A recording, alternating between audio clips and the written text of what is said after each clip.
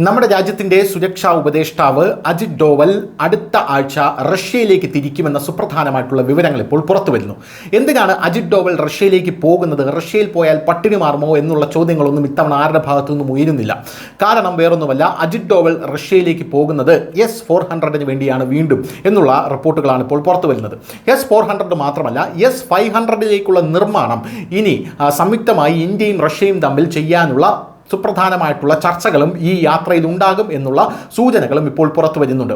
S-400 Russian നിർമ്മിതമായിട്ടുള്ള air defence system റഷ്യയിൽ പരാജയപ്പെട്ടപ്പോൾ, അതായത് യുക്രൈനിൻ്റെ ഡ്രോണുകൾ S-400 ഭേദിച്ച് മോസ്കോയിൽ ചെന്ന് വീഴുന്ന ഒരു സാഹചര്യമുണ്ടായി. അങ്ങനെ റഷ്യയും അതിൽ പരാജയപ്പെട്ടപ്പോൾ ഇന്ത്യ എന്ന് പറയുന്ന നമ്മുടെ മഹാരാജ്യം നമ്മുടെ ടെക്നോളജിയും കൂടി അതിൽ സംയോജിപ്പിച്ച് S-400 വിജയിപ്പിച്ചെടുത്ത ചരിത്രമാണ് നമ്മൾ കണ്ടത്.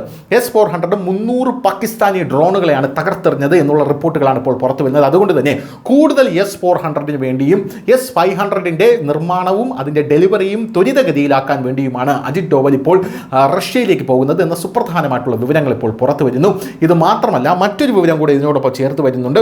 ഇന്ത്യ ഇത് സ്ഥിരീകരിച്ചിരിക്കുന്നു. അതായത് പാകിസ്ഥാൻ്റെ ന്യൂക്ലിയർ കേപ്പബിൾ ആയിട്ടുള്ള ഷഹീൻ മിസൈൽ ഇന്ത്യക്ക് നേരെ പ്രയോഗിക്കപ്പെട്ടിരിക്കുന്നു. അതായത് ന്യൂക്ലിയർ ആയുധം വഹിക്കാൻ ശേഷിയുള്ള ഷഹീൻ മിസൈൽ ഇന്ത്യക്ക് നേരെ പ്രയോഗിക്കപ്പെട്ടിരിക്കുന്നു. എന്നാൽ ആ മിസൈൽ S-400 ഗംഭീരമായി പ്രതിരോധിച്ചു എന്നുള്ളതാണ് ഇപ്പോൾ ഇന്ത്യ കൺഫേം ചെയ്തിരിക്കുന്ന മറ്റൊരു കാര്യമെന്ന് പറയുന്നത്.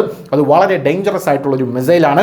Intercepted just in time by made in Russia S-400 എന്നാണ് ഇന്ത്യ കൺഫേം ചെയ്ത് പറയുന്നത്. അതായത് റഷ്യയുടെ ഭാഗത്തു നിന്നും തന്ന S-400 ഈ ഷഹീൻ മിസൈലിനെ പ്രതിരോധിച്ചത് അതിൽ ഇന്ത്യ വളരെയധികം അഭിമാനിക്കുന്നു എന്നുള്ളതാണ് മറ്റൊരു പ്രധാനപ്പെട്ട കാര്യം.